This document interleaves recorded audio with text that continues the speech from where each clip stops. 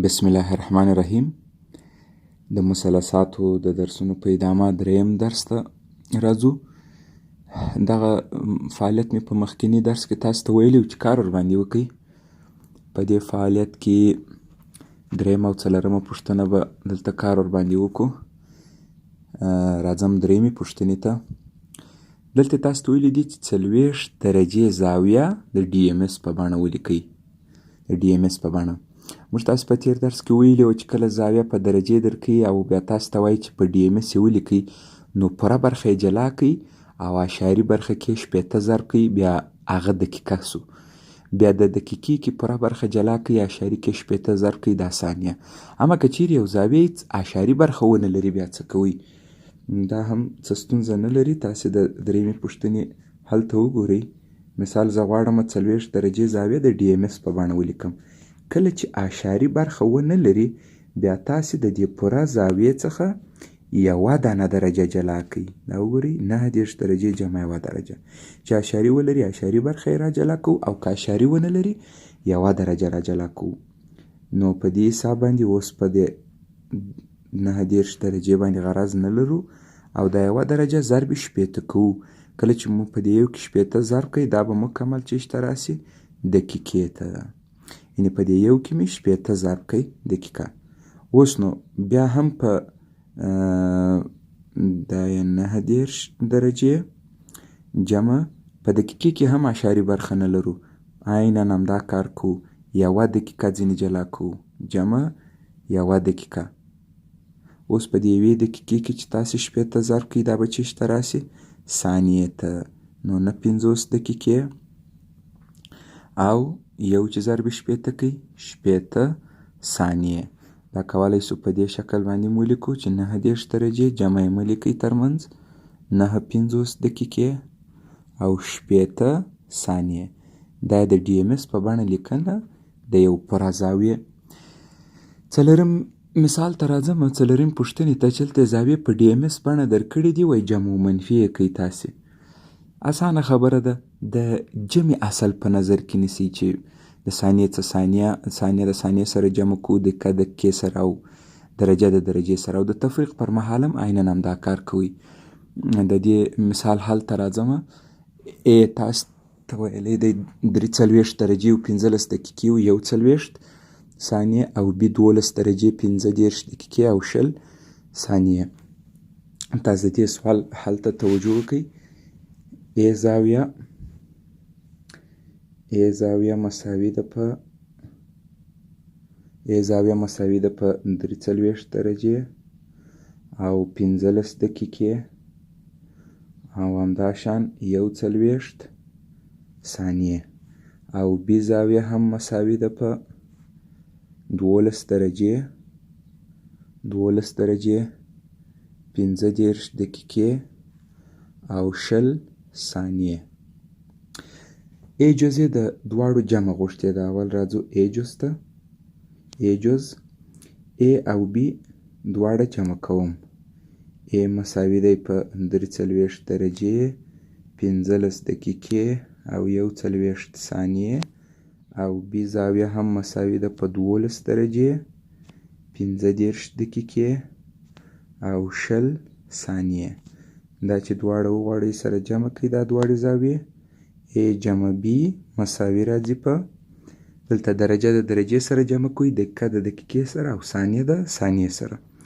41 ثانیې او 20 ثانیې دا درته راځي 1:80 ثانیې، او 15 دقیقې او 15 دقیقې دا درته راځي 50 دقیقې. 43 درجې او 12 درجې دا درته راځي 50 درجې. په دې شکل دا آخري جواب دی. خو په آخري جواب کې یو اصل دایم په پام کې ونیسئ. که د ثانیو په برخه کې تر 80 عدد لوی راغلی وو، 80 ثانیې په یوې دقیقې بدل کړئ او هغه پر دې ور جمع کړئ. او که د دقیقې په برخه کې تر 80 عدد لوی راغلی وو، هر 80 دقیقې یوه درجه کیږي، هغه د دې څخه را جلا کړئ، 80 دقیقې په یوې درجې بدل کړئ او په دې برخې ور جمع کړئ. یعنې زه باید په دې برخه کې وروستی جواب په څه شکل ولیکم؟ ای جمع بي مساوي دی په A جمع B 1 ثانیه 1 ثانیه. دا کولی سم ولیکم 1 ثانیه 1 دقیقه کېږي، 1 ثانیه پرېږدم. نو 1 ثانیه مې پرېښوله او 1 ثانیه 1 دقیقه شوه. هغه 1 دقیقه هم په دقیقې کې ورجمع کوم. دا مجموعاً راځي 51 دقیقې او 50 درجې. دغه خبره په جمع کې ورسره مخامخ کېږي، دا مراعاتوئ. او راځم د سوال دوهم جز ته چې بي جز دی. ویلي دي وایي تاسې دا دواړه زاویې یو له بل سره منفي کړئ، یو له بل څخه یې تفریق کړئ. 43 درجې 15 دقیقې او 41 ثانیې او بي زاویه دا مساوي ده په 12 درجې 15 دقیقې او 20 ثانیې. دا دواړه یو له بل څخه منفي کړئ. منفي په منفي کولو کې بیا کم اصل ته باید تاسو توجه ولرئ. د ثانیې څه ثانیه منفي کوو، دقیقې څه دقیقه او درجې څه درجه. که چیرې د ثانیې په برخه کې د مفروق منهو چې مثال دلته په دې سوال کې A زاویه مفروق منهو ده، د مفروق منهو مربوطه عدد تر مفروق کوچنی وو، بیا تاسې 1 دقیقه په ثانیه واړوئ، 80 پر دې ور اول اضافه کړئ چې دا عدد تر ده کوچنی نه وي، بیا تفریق اجرا کړئ. مثال اوس دلته هیڅ مشکل موږ نه لرو. کولی سم د 40 ثانیو څخه 20 ثانیې ولاړې سي، 21 ثانیې پاته سوې. د مفروق منهو مربوطه عدد باید تر مفروق لوی وي، دقیقه او ثانیې برخه. دا وګورئ اوس 15 دقیقې دي، دا 15 دقیقې.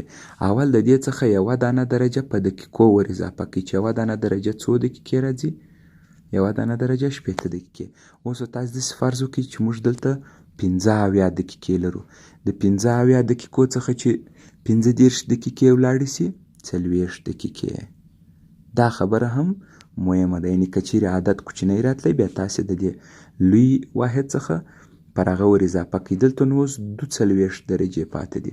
د 42 درجې څخه چې 12 درجې ولاړې سي 10 درجې پاتېږي. 10 درجې. او دا عبارت د چی څخه رالی؟ A منفي B. او دا کم اصل چې مو په دې ځای کې ذکر کوي چې عدد لوی وي، بیا تاسې هغه مخکیني تور واړوئ. په تفریق کې د داسې یو شي سره نه مخامخ کېږي. دا د دې وروستی جواب درته راغی. دا و د فعالیت برخه. په دې کې چې په نورو مثالونو هم تاسې کار کړی وي. راځم نوي موضوع ته. د زاویې د اندازه کولو د واحدونو په دوام. نن موږ تاسې د راډیان په موضوع باندې بحث کوو. په دې لیکچر کې د راډیان موضوع ډیر زیات یو مهم واحد دی. تاسو توجه ورته وکړئ چې د راډیان تعریف په څه ډول دی. دا یوه دایره ده او دا د دایرې مرکز دی. که چیرې داسې یوه زاویه دلته ولرو چې د دې زاویې مخامخ قوس اوږدوالی، دا هغه درته یادوم د دې نقطې څخه بیا تر دې نقطې پورې، د دې زاویې د مخامخ قوس اوږدوالی چې اوس ما په اس ښکاره کړی دی، که چیرې دا د زاویې د شعاع سره برابر رالی، یعنې که چیرې د اوږدوالي د لحاظه څخه اس او آر یو له بل سره برابر وه، داسې مرکزي زاویه چې مخامخ قوس اوږدوالی د دایرې د شعاع سره مساوي وي، نو دا زاویه د دې زاویې پراخوالی 1 راډیان بلل کېږي. دا زاویه 1 راډیان ده. 1 راډیان سمبول نه لیکل کېږي، یعنې د راډیان پر مهال باندې سمبول نه لیکئ. که یې ولیکئ هم پروا نه لري، خو معمولا څوک یې نه لیکي. یعنې که دا رقم یې ولیکئ صحیح ده، خو اما نه لیکل یې بهتر دی، یعنې هېڅ یې ونه لیکو. اوس خو د معلومولو په موخه باندې ما دا درته ولیکئ. یعنې څه وخت یو زاویه یادوو چې 1 راډیان پراخوالی لري؟ کله چې د مخامخ قوس اوږدوالی د دایرې د شعاع سره مساوي وو. که چیرې د مخامخ قوس اوږدوالی د دایرې د شعاع سره برابر وي، نو زاویه 1 راډیان ده. که د مخامخ قوس اوږدوالی د دایرې د شعاع څخه لوی وي، نو زاویه تر 1 راډیان زیاته ده. او که د مخامخ قوس اوږدوالی د دایرې تر شعاع کوچنی وي، بیا نو زاویه تر 1 راډیان کمه ده. ښه، که چیرې موږ تاسې ته یو څوک یو زاویه راکړي او راته ووایي چې مثال تاسې پیدا کړئ چې دا اوس څو راډیانه ده.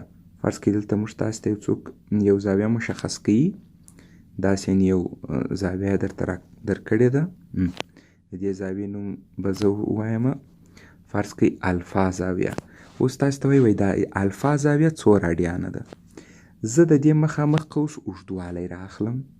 فرض کړئ دې نقطې ته A ووایم او دې نقطې ته B. د الفا زاویې مخامخ قوس څومره دی؟ د AB په اندازه. زه دا د AB قوس اوږدوالی دا راخلم. د AB قوس اوږدوالی دا د دایرې په شعاع باندې تقسیم کوم.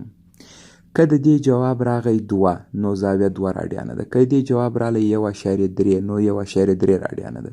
که 1.5 راغی نو 1.5 راډیانه ده. نو دا زاویه په دې شکل باندې په راډیان پیدا کوم. یعنی زه دغه اوږدوالی ګورم د دې قوس اوږدوالی چې دا د شعاع څو چنده دی. ځکه که دا قوس د شعاع سره مساوي وي یعنی 1 چندي وي خو زاویه 1 راډیان ده. که دا 2 چنده وي نو 2 راډیانه ده. او د دې ځای څخه ډیر په واضح توګه معلومیږي چې ولې موږ تاسې کله زاویه په راډیان بیانوو واحد نه ورسره لیکو، یعنی سمبول نه لیکو. د سمبول لیکلو دلیل یې څه دی؟ خو دا AB دا قوس اوږدوالی دا به په متر یا سانتي متر یا په هر واحد چې د اوږدوالي یا میلی متر او شعاع هم په همدغه شي درته راځي متر یا سانتي متر یا میلی متر. دا د واحد برخه اختصاریږي او یوازې عددي برخه درته راځي. نو که چیرې تاسو ته یو څوک وایي چې یوه زاویه 3 ده، یوه زاویه 3 ده، مثال تیتا مساوي په 3، تاسو په دې پوه شئ چې د دې مطلب دا دی چې دا 3 راډیانه ده. یا د مثال په ډول موږ تاسو ته یو څوک وایي یوه زاویه 2.5 ده، معنا دا 2.5 راډیانه ده. او که چیرې هدف د ګراډ یا درجې وي بیا ذکر کول د واحد اړین دي. مثال یو څوک وایي یو زاویه 10 درجې ده او داسې ولیکي بیا صحیح نه دی. باید د درجې سمبول ورسره ذکر کړي تر څو چې موږ د راډیان فکر ورباندې ونه کړو. اوس نو بله مهمه مسله چې پاته ده هغه عبارت له دې څخه دی چې بشپړ دوران څو راډیانه دی. لکه د مثال په ډول باندې بشپړ دوران په درجې 360 درجې وو، 360 درجې، په ګراډ 400 ګراډه وو، 400 ګراډه. اوس نو بشپړ دوران په راډیان څو راځي؟ دا مهمه ده. د دې دپاره باید موږ تاسې دې ته توجه وکړو چې بشپړ دوران په راډیان ووایو. دا باید معلومه کړو چې مکمل دوران یعنی دا ټول قوس دا څو دانې شعاګانې کېږي. یعنی د مثال په ډول باندې زه دا ټول محیط معلوموم، د دایرې ټول محیط معلوموم چې دا د دې شعاع څو چنده راځي. که چیرې د دایرې ټول محیط د شعاع 10 برابره راغی نو یو بشپړ دوران 10 راډیانه دی. که دا د شعاع 9 برابره راغی نو 9 راډیانه دی. یعنی دا معلوموم چې دا ټول محیط د دې ځای څخه تر دې ځای پورې دا د شعاع څو چنده کېږي ورسره مقایسه کوم. که د دایرې په ټول محیط کې موږ تاسې 20 دانې شعاګانې ولرو یعنی 20 چنده د آر وي محیط نو خو 20 راډیانه کېږي ځکه د هر چند مخ ته یو راډیان پروت دی. خو تاسې په دې موضوع باندې په واضح توګه خبر یاست چې د دایرې محیط مساوي په څو درته راځي؟ د دایرې محیط 2 پای د شعاع یعنی 2 پای چنده 2 پای آر. یو محیط کې موږ څو دانې آر لرو؟ 2 پای دانې آر. نو د هر آر په مقابل کې یو راډیان، نو د 2 پای په مقابل کې 2 پای راډیان. تاسو فرض کړئ دا یوه دایره وي، دا فرض کړئ دا د دایرې مرکز دی، دا شعاع سو آر. یعنی که چیرې تاسې دا اوس جلا کړئ دا د آر په اندازه، دا هم د آر په اندازه، دا هم د آر په اندازه، په همدې شکل باندې دا هم د آر په اندازه او همداسې یعنې اندازې به ما ډېر دقیق نه درته نیولي او په همدې شکل باندې تاسې سره تقسیمات کړئ. نو په ټول محیط کې 1 2 3 4 5 6 دا څو شعاګانې راځي په یو محیط کې؟ یعنی د دایرې ټول محیط د شعاع څو چنده راځي؟ 2 پای چنده یا 2 پای د شعاع راځي محیط. نو خو د هر شعاع په اندازه مخ ته یوه راډیان زاویه پرته ده. نو بالاخره بشپړ دوران باید څومره وي؟ بشپړ دوران د راډیان په حساب 2 پای راډیانه، د راډیان په حساب 2 پای راډیانه. زه یو ځل خلاصه تکراروم چې تاسې توجه ورته وکړئ. دا د پای خبره ځینې ایسته کړم، کیدای شي په مطلب یې صحیح بیا پوه شئ. مثال دا ټول محیط راخلم اندازه کوم یې. تاسې داسې فرض کړئ چې شعاع 10 سانتي ده، 10 سانتي. که چیرې د مثال په ډول که چیرې محیط 50 سانتي وي، معنا دا ده چې محیط د شعاع څو چنده سو؟ 15 چنده. نو خو د هر شعاع په اندازې مخته 1 راډیان ده. نو که چیرې محیط د شعاع 15 چنده وي، ټول دوران 15 راډیانه. که محیط 80 سانتي وي، یعنی معنا په دې چې محیط د شعاع 6 برابره دی، د هر برابر مخته 1 راډیان، نو د 6 برابر مخته 6 راډیانه. خو حقیقت دا دی چې محیط د شعاع 2 پای چنده دی، نو د هر چند مخته 1 راډیان، د 2 پای مخته 2 پای راډیانه. دا په دې شکل باندې. پای څه ډول یو عدد دی؟ په کتاب کې دا موضوع راغلی ده. پای دا یو یوناني توری دی، د یوناني ژبې یو غیر نسبتي عدد دی. موږ په دې ښکاره کړی، دا مو نوم ورکړی پای. پای یو غیر نسبتي عدد دی. او څنګه لاسته راځي؟ که چیرې تاسې د دایرې محیط د دایرې په قطر وویشئ، هر کله چې د دایرې محیط د دایرې په قطر وویشئ، یو اعشاري عدد مو لاسته راځي. نه ختمېدونکی اعشاري عدد او متوالي هم نه. دغه عدد ته پای نوم ورکړه سوی دی د محاسباتو د اسانتیا په خاطر. او د دې عددي قیمت څو دی؟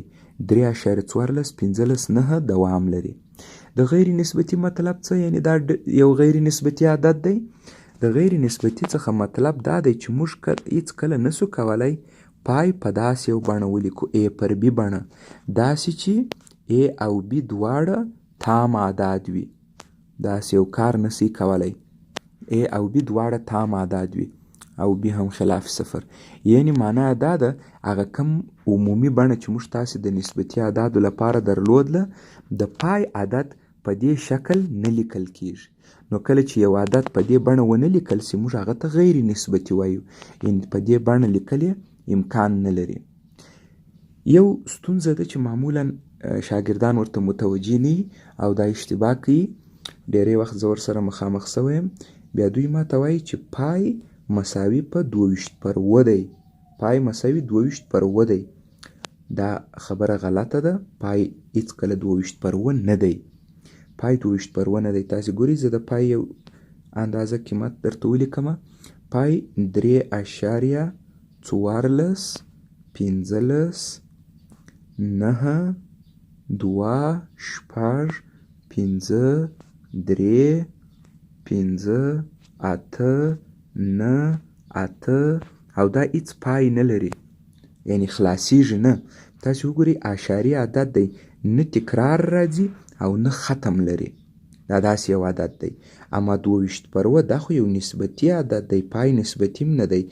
22/7 قیمت درته لیکم، تاسې خپل هم کولی شئ دا تقسیم کړئ. 22/7 وویشئ، داسې یو عدد مو لاسته راځي. 3.14 2 8 5 اوه 1 4 2 8 5 اوه او دا دوام لري، خلاصیږي نه. خو ګوري دا عدد متوالی دی. دا متوالی دی. د پری الجبرا په کتاب کې په دې موضوع باندې بحث کړی دی. که چیرې د یو عدد په مخرج کې پرته له 2 یا 5 څخه او یا د دوی له مضربونو څخه کوم بل عدد راسي، د هغه کسر حاصل متوالی راځي. تاسو ګورئ 3.14 اوه 50 بیا وګورئ 14 اوه 50 بیا 14 اوه 50. په پای کې داسې یو خبره نه ده.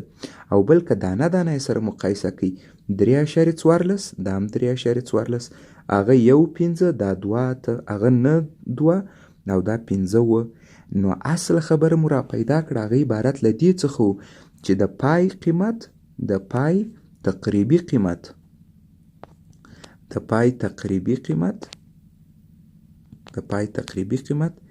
22/7 له قیمت سره مساوي دی. یعنی دوی دواړه په مطلقه توګه نه دي مساوي، دوی تقریبا مساوي دي. یعنی که چیرې تاسې تر 2 خونو پورې په نظر کې ونیسئ، پای هم 3.14 راځي، 22 پر اووم 3.14، نو دا تقریبي مساوات، یعنی دا یو له بل سره په مطلقه توګه مساوي نه دي. پای داسې یو جنجالي او نه ختمېدونکی او اشاري عدد دی. تاسې دې ته وګورئ، داسې یو عدد. معمولا بیا موږ تاسې که ضرورت پیدا کو چې دې عددي قیمت په محاسباتو کې په نظر کې ونیسو، 3.14 په نظر کې نیسو، نو د پای عدد څخه مطلب څه دی؟ پای یعنی معنا 3 تقریبا، یعنی اصلا د دغه عدد نوم مو پای شي. په دې عدد کې یو عدد ضرب که، دا په یو عدد تقسیم که، دا په توان رفع که، دا ډېر سخت کارونه دي. نو ځکه د دې عدد دپاره یو یوناني نوم ورکړی سوی پای. نو اکثرا چې موږ تاسې غواړو، مثال ته اوس فکر وکړئ، په دې عدد کې زه غواړم 12 ضرب کړم، 12 ضرب دا څومره سخت کار دی. مګر په ریاضي کې بیا موږ په اسانه داسې لیکو، 12 په دغه کې ضرب یې، دې ته به یو نوم ورکړم پای. اوس نو 12 په پای کې ضرب یې، همداسې یې پرېږده، ځکه دې عملي ضرب جنجال جوړوي. نو داسې یو موضوع ده. او دا په حقیقت کې لاسته څنګه راغلی؟ که چیرې تاسې د دایرې محیط راواخلئ، د دایرې په قطر یې تقسیم کړئ. د دایرې محیط راواخلئ، فرض کړئ دا دایره سوه، د دې دایرې محیط راواخلئ. محیط یعنی معنا د دغه ټول قوس اوږدوالی، دا راواخلئ، دا به یو عدد وي، او دا د دایرې په قطر تقسیم کړئ. قطر دې ته ویل کېږي هغه خط یا هغه وتر چې له مرکزه تېرېږي، د شعاع 2 چنده. که چیرې د محیط دغه محیط وي، د دایرې محیط دا ټول، او دا قطر وي د دې نقطې څخه تر دې نقطې پورې، دا وي قطر. دا دواړه چې یو پر بل باندې وویشي، داسې یو نتیجه لاسته راځي چې هغه عدد ته نوم ورکړی سوی دی پای. او بله ډېره مهمه مسله چې ده، چې دې سره ډېر زیات مخامخ کېږو او ډېر ورته ضرورت لرو، د زاویې د واحدونو بدلون یو بل ته. موږ تاسې د زاویې په واحداتو کې درجه، ګراډ یا ګرډیان او راډیان مطالعه کړل. اوس څنګه کولی سو چې زاویه که په درجې ورکړه سوي راډیان ته بدل کو، ګراډ ته بدل کو، راډیان ګراډ درجې ته بدل کو، ګراډ درجې و راډیان ته، یعنی دا درې یو د بل سره څنګه بدلولی سو؟ د دې د بدلون دپاره دغه عمومي اړیکه په یاد ولرئ. دا اړیکه د ډي څخه مطلب یعنی زاویه په درجې ده، د جي څخه مطلب یعنی زاویه په ګراډ ده، د آر څخه مطلب یعنی زاویه په راډیان ده. دا عمومي اړیکه یا دا تناسب په یاد ولرئ. دا تناسب په یاد ولرئ. هر کله چې تاسو وغواړئ یو واحد بل واحد ته تبدیل کړئ، د دې تناسب څخه به یو مساوات انتخاب کړئ. د مثال په ډول زه غواړم درجه تبدیل کړم راډیان ته، نو د پورتني مساوات څخه کم تناسب انتخاب کړم؟ د درجې او د راډیان برخه، یعنی ډي پر 1/100 درجې، ډي پر 1/100 درجې مساوي آر پر پای. او اوس نو په دې دوو دانو کې په ډي او آر کې چې هر یو معلوم یې هغه به وضع کوي، نامعلوم په تناسب په خاصیتو پیدا کوي، یا په تناسب کې د مجهول حد پیدا کولو مسله. مثال زه غواړم ګراډ تبدیل کړم راډیان ته، یا راډیان تبدیل کړم ګراډ ته. اوس په دې کې بیا د پورتني مساوات څخه کم تناسب انتخابو، د آر او جي برخه، یعنی د ګراډ او راډیان برخه، نو جي پر 200 ګراډ او مساوي کېږي آر پر پای. په دې شکل باندې په مثالو کې بیا په دې موضوع باندې بحث کوو. دا ډیره زیاته یو مهمه مسله ده چې دې ته هم تاسو توجه ولرئ. یو بشپړ دوران چې موږ تاسې په آر ای وی لیکو، ریولوشن هم ورته وایي. یو آر ای وی یعنی یو بشپړ دوران په درجې 360، په ګراډ 400 او په راډیان 2 پایه. دا دې ستاسو په یاد وي. یو بشپړ دوران په درجې 360 درجې راځي، په ګراډ 400 ګراډ او په راډیان 2 پای راډیان. راځم د مثالونو برخې ته. تاسو دلته توجه کوئ، یو مثال لرو په کتاب کې راغلی په 6 مخ کې 5 پای پر 4 ایجوزه، 5 پای پر 4 راډیانه 2 درجې کېږي.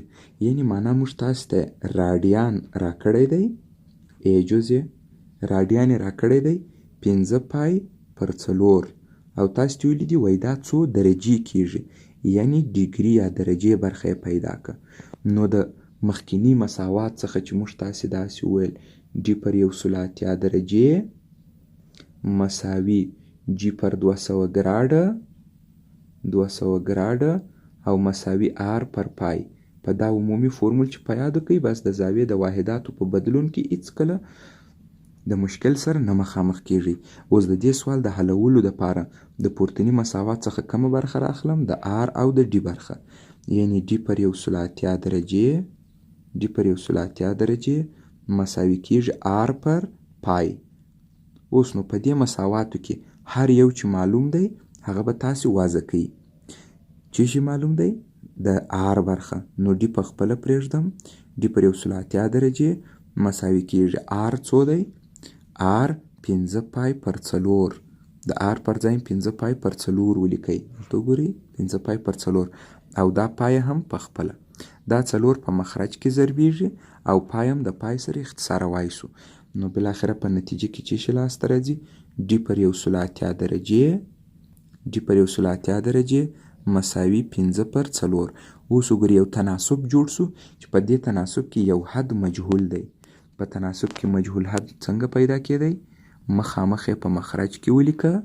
دا هغه یادوم، دا مخامخ دا په مخرج کې ولیکه او 2 نور ضرب که په صورت کې 5 ضربې 180 درجې 5 ضربې 180 درجې.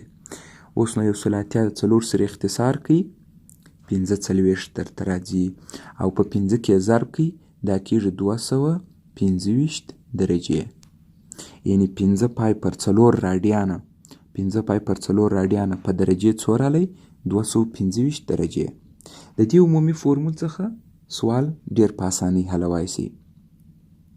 بل مثال داسې دی چې 270 درجې څو ګراډه کېږي او بل سوال 50 ګراډه څو راډیانه کېږي. د دې د حلولو دپاره تاسې توجه وکړئ. 270 درجې څو ګراډه کېږي. یو جز یې څنګه و؟ 270 درجې 270 درجې مساوي کېږي په څومره ګراډه. او بل سوال یې داسې و چې 50 ګراډه دا مساوي کېږي په څومره راډیان مساوي کېږي په څومره راډیان. زه یو ځل بیا هغه عمومي اړیکه درته لیکم. d پر 1/3 درجې مساوي کېږي په g یعنی زاویه په ګراډ پر 200 او r یعنی زاویه په راډیان پر پای. او عمومي فورمول دی، درې سره یو بل ته ډیر په اسانۍ بدلوای شي. د دې جز د حلولو دپاره په دې مساواتو کې چې شي انتخاب کم؟ د درجې و ګراډ برخه. نو دا به انتخاب کم. d پر 1/3 درجې d پر 1/3 درجې مساوي کېږي g پر 200 ګراډ. اوس نو d معنا زاویه په درجې، g معنا زاویه په ګراډ. کوم یو معلوم دی؟ درجې والا معلوم دی. بس قیمت یې وضع کړئ. د d پر ځای به ولیکم 270 درجې او 1/3 درجې په خپله او g پیدا کوم او 200 هم په خپله. او وګورئ په تناسب کې یوه دانه مجهول پاته سو. په تناسب کې د مجهول حد پیدا کول مخامخ به یې په مخرج کې ولیکئ. g مساوي سو په 1/3 په مخرج کې ولیکئ 1/3 درجې او دا 2 نور ضرب کړئ په صورت کې 270 درجې ضربې 200 ګراډه. دا درجه واحد د درجې د واحد سره اختصاریږي او کولی شي چې یو لس ته یو لس سره اختصار کو. په 9 اختصاروای شي 3 نه 29 او 2 نه 18. 2 هم کولی شي د 100 سره اختصار د 200 سره اختصار کوي 100. نو چې شي پات سو په مخرج کې یو پاته دی په صورت کې 3 ضرب 100 ګراډ. نو دا مساوي په څو رالی؟ 300 ګراډه. یعنی 270 درجې د ګراډ په حساب څو سو؟ 300 ګراډه. عین زاویه ده په درجې 270 خو په ګراډ 300 ځکه ګراډ نظر درجې ته کوچنی واحد دی. نو عددي برخه د دې بیا دایم لوی درته راځي. ښه، د دې سوال د حلولو دپاره باید زه چې شي وکړم؟ د ګراډ او راډیان برخه راواخلم. د ګراډ او د راډیان برخه. ګراډ دا برخه و، دا برخه را انتخابوم. نو د دې د حلولو دپاره لیکم g پر 200 ګراډه g پر 200 ګراډه مساوي کېږي r پر پای آر پر پای. د جی قیمت څو دی؟ د جی قیمت یې ویلي 50 ګراډه. دا به ولیکم 50 ګراډه او په مخرج کې 200 ګراډه او دا مساوي کیږي آر پر پای. کولی شي ګراډ د ګراډ سره اختصار کوي، بیا هم اختصار اجرا کوي 5 د شل سره. په نتیجه کې دا تناسب څنګه رالی؟ 1 5 5 4 5 شل مساوي آر پر پای. اوس نو په دې تناسب کې موږ غواړو آر پیدا کړو. په تناسب کې مجهول حد څنګه پیدا کوئ؟ مخامخ یې په مخرج کې ولیکه او دا 2 نور ضرب کوي په صورت کې 1 ضرب پای پای. آر مساوي پای پر 4. یعنی هغه زاویه چې په راډیان په ګراډ یې پراخوالی 50 دی هغه په راډیان پای پر 4 راځي. پای پر 4 یعنی تقریبا داسې ویلی سم 3 پر 4 راډیانه. واحد مه ورسره لیکئ، دغه سمبول یې مه لیکئ، داسې مو لیکئ مشکل نه لري، صحیح دی، خو نه لیکل یې بهتر وي چې هېڅ یې ونه لیکئ ورسره. یو بل سوال دلته راوستل سوی دی، عبارتي دی. که د ګراډ په حساب له یوې زاویې څخه 10 واحده کم کړو، لاسته راغلی عدد د زاویې اندازه په درجې راکوي. دا زاویه څو راډیانه ده. دغه عبارتي سوالو حل تر ټولو ښه لاره یې دا ده چې تاسې مجبوره یاست 2 معادلې جوړې کړئ. یوه معادله د سوال راواخلئ. زه به یو کار وکړم، د دې سوال د اسانه حل دپاره سمبولونه به نه لیکم. زاویه په ګراډ ته به جی ووایم، زاویه په درجې ته به ډي ووایم، خو درجه ګراډ به نور سر لیکم، بیا به په آخر کې ولیکم. که د ګراډ په حساب له یوې زاویې څخه یو زاویه په ګراډ ده، وایي که 10 ځینې کم کې څه شي ورکوي؟ درجه کیږي. دا یوه معادله سوله چې ما د سواله درته راواخیستله. د دې سوال د حل دپاره یوې بلې معادلې ته ضرورت لرئ. وایي هغه کومه زاویه ده چې د ګراډ په حساب 10 ځینې کم کو درجه راکوي. هغه زاویه چې هره زاویه ده بیا ته ماته په راډیان ووایه. یې پلا به یې پیدا کړو، بیا په راډیان ویل یې اسانه کار دی. د دې د حل دپاره یو بل مساوات په کار دی. یو بل مساوات د کوم ځای پیدا کوم؟ د هماغه مخکینۍ اړیکې څخه.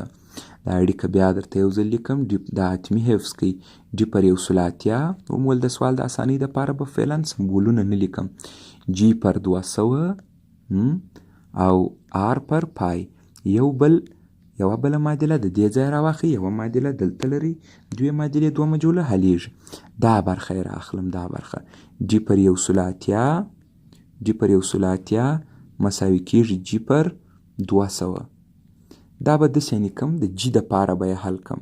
دا چې د جی دپاره حل کړئ، دا مخامخ یې په مخرج کې ولیکئ 180 او 2 نور ضرب کړئ په صورت کې، یعنی جی ضربي 200. دا کسر اختصار کړئ، داسې یو شی درته راځي 10 ډي پر 9. یعنی دا کولی شئ تاسې په دا 10 اختصار بیا چې په 2 اختصار کړئ 10 پر 9.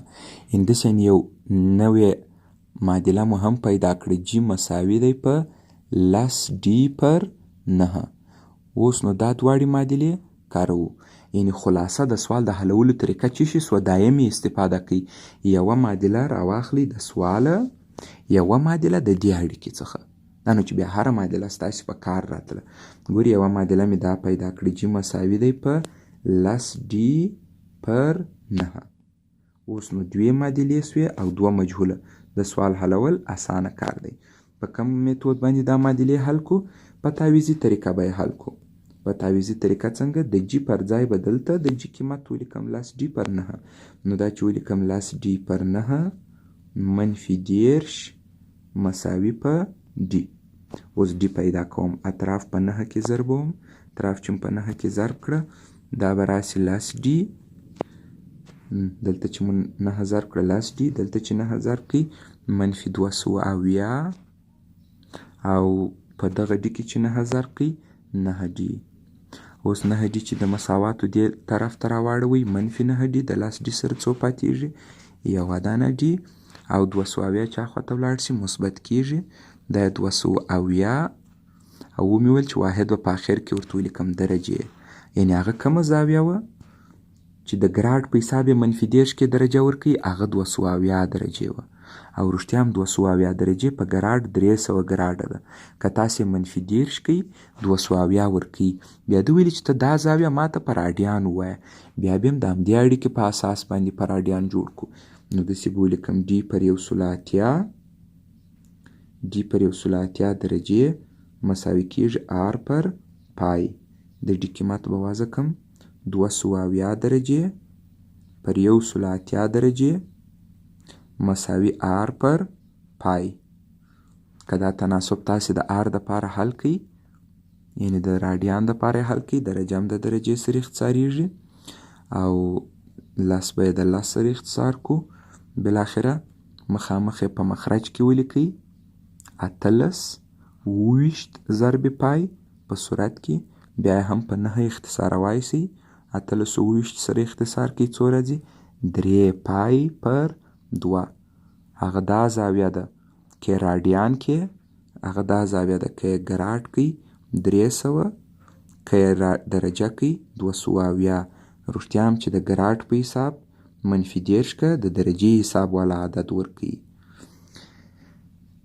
او یو بل ډیر مهم مثال چې لرو هغه دا دی د یو بشپړ دوران 1/4 برخه 2 درجې 2 ګراډ او 2 راډیانه.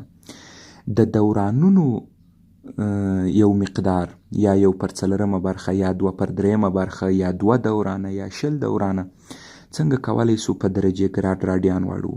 دا اړیکه ډیره زیاته مهمه ده. مخکې مې هم درته وویل یو دوران یا یو ریولوشن په درجې 360 په ګراډ 400 په راډیان 2 پایه. هر ځای تاسې کولی شئ د ReV پر ځای باندې هر وخت کولی شئ د ReV پر ځای باندې که په درجې لیکې 360 ولیکه، یعنې هر ځای کې چې تاسې ReV ولیدئ کولی شئ دا لرې کړئ پر ځای 360 نصب کړئ، یا یې لرې کړئ پر ځای 400 ولیکئ 400 ګراډه، یا یې لرې کړئ پر ځای 2 پای ولیکئ. هر ځای کې چې ReV ولرئ په مربوطه عدد یې کار مه لرئ. اوس نو ګورئ که چیرې زه ولیکم 1/4 ReV زه غواړم یعنې 1/4 دورانه زه غواړم دا درجې ته واړوم. ReV زده کوم پر ځای د درجې معادل لیکم چې دایم به د ReV پر ځای د درجې په حساب څو لیکې 360. نو 1/4 ضرب 360 کوي 90 رالی واحد درجې. نو د یو بشپړ دوران 1/4 برخه په درجې 90 درجې دی. په همدې شکل 1/4 ReV زه دا بدلوم ګراډ ته. هر کله چې تاسې دوران په ګراډ بدلوئ ReV عدد یا کار مه لره خپله ولیکه د ReV پر ځای باندې. که په ګراډ یې اړوئ نو معادل به 400 ولیکئ چې دا بیا څو درته راځي 100 ګراډه.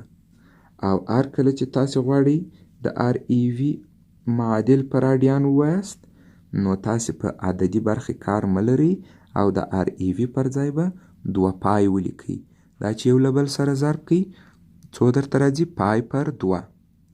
او دا خبره هم په یاد ولرئ چې د بشپړ دوران 1/4 برخه یعنې د بشپړ دوران 1/4 برخه دا خو نو یوه زاویه ده. بیا د دې زاویې نوم په هندسې کې دی قایمه زاویه. قایمه زاویه کومې زاویې ته وایي چې د بشپړ دوران 4مه حصه وي.